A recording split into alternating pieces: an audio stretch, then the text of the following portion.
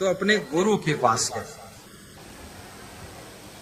और गुरु से अपना दुख सुनाया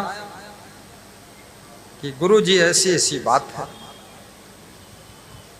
हमने अमीर आदमी की गाय खरीद ली, गाय अच्छी है, अब वो चारा नहीं खाती, दूध नहीं देती, नाराज रहती है।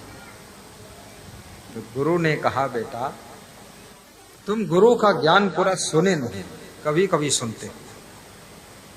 तुम गरीब आदमी हो, अमीर आदमी की गाय खरीदे हो, तुमने बहुत बड़ी गलती कर दिया। अब देख लो, अगर वापस हो जाए तो वापस कर दो।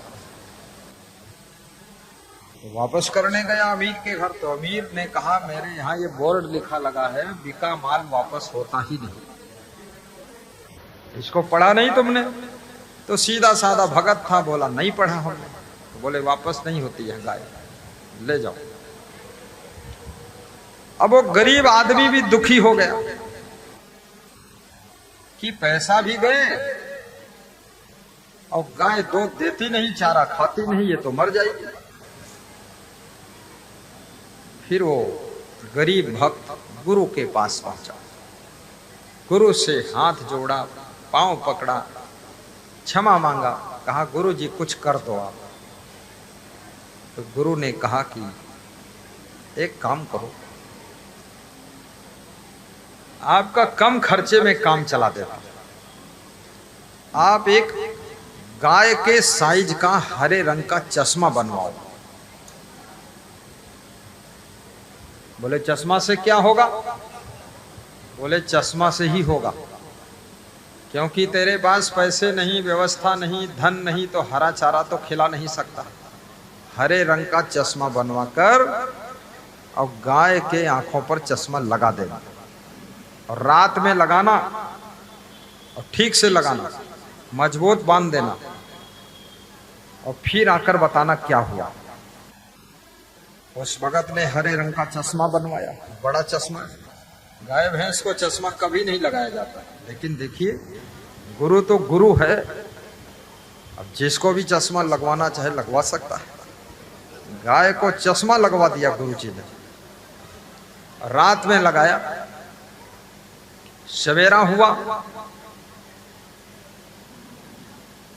गाय को सब हरा हरा दिखाई दे रहा था। गाय मुस्कुराने लगी, वाह वाह। गाय हंसने लगी, और सामने जो भूसा रखा गया, गाय जोर जोर से खाने लगी, और गाय ने खाया। और गुरु ने कहा था इसमें थोड़ा सा पानी में गुड़ घोल करके भूसा में ऊपर ऊपर चुआ देना, मिठास आ जाए। तो आधा किलो गुड़ घोल कर चुआ दिया। गाय ने खूब खाया, खूब हजम हुआ, और गाय खूब सोई। और शाम को गाय ने आवाज किया, आइए दूध ले जाइए। गाय भी बुलाती है, जब खाती है, दूध तैयार होता है, तो गाय आवाज करती है, आइए दूध ले जाइए। तो गरीब भगत बाल्टी लेकर गया, गाय ने पांव फैला दिए, और उस भगत ने बाल्टी भर दूध निकाल लिया, और कहा जय हो गुरुदेव की, महान गुरुदेव हो। वाह वाह।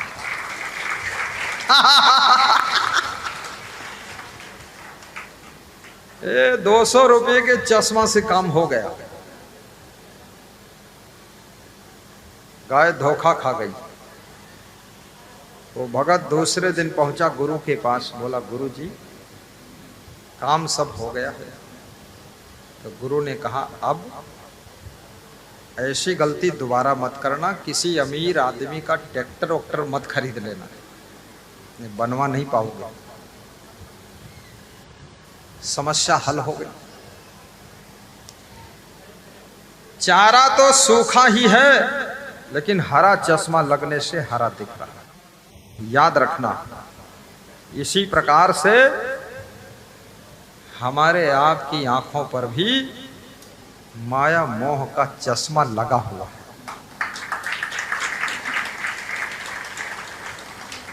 इसलिए हमें आपको इस संसार में ना आत्मा दिखती है, ना परमात्मा दिखता है, ना ईश्वर दिखता है, बस सब हरा हरा ही दिखता है। भगवान कहाँ है, कैसे है, वो दिखता ही नहीं है।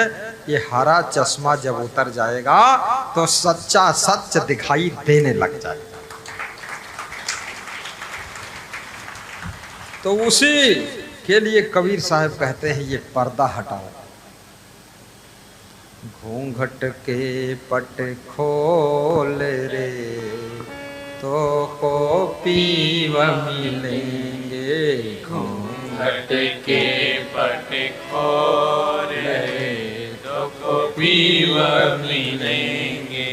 घूंघट के पट खोल रे तो को पीव मिलेंगे। तो कबीर साहब से पूछा गया ये पीव कहाँ रहते हैं? पीव रहता कहाँ, परमात्मा रहता कहाँ? घट घट में वहाँ साईं रमता, घट घट में वहाँ साईं रमता। कटुक बचन मत बोले तो को पीव मिलेंगे। कटुक बचन मत बोले तो को पीव मिलेंगे। पीव मिलेंगे तो को पीव मिलेंगे। पीव मिलेंगे तो को सीव मिलेंगे।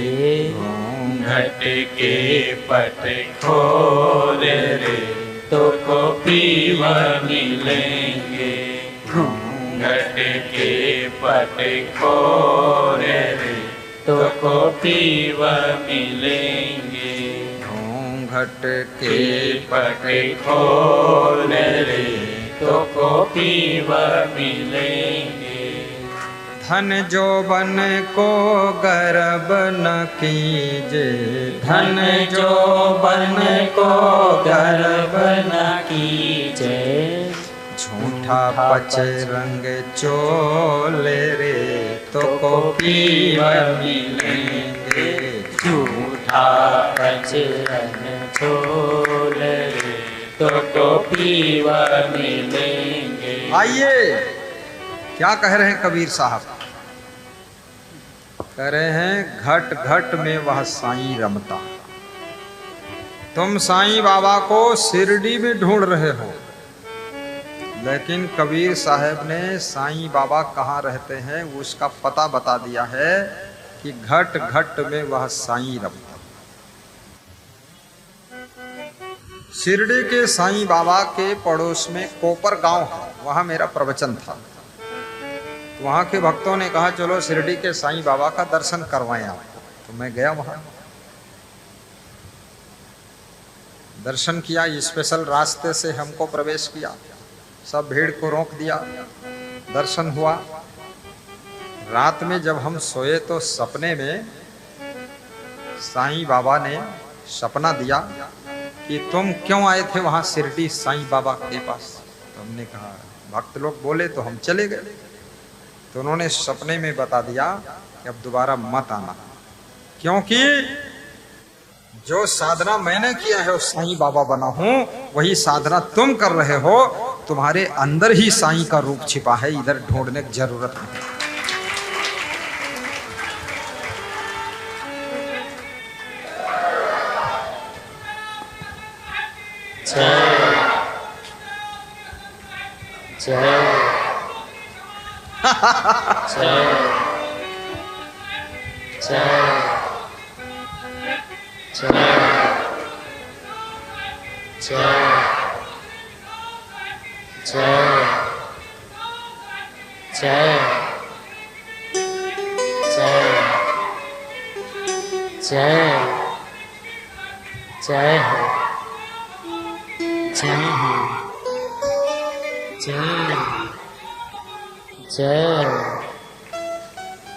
जय हो जय हो।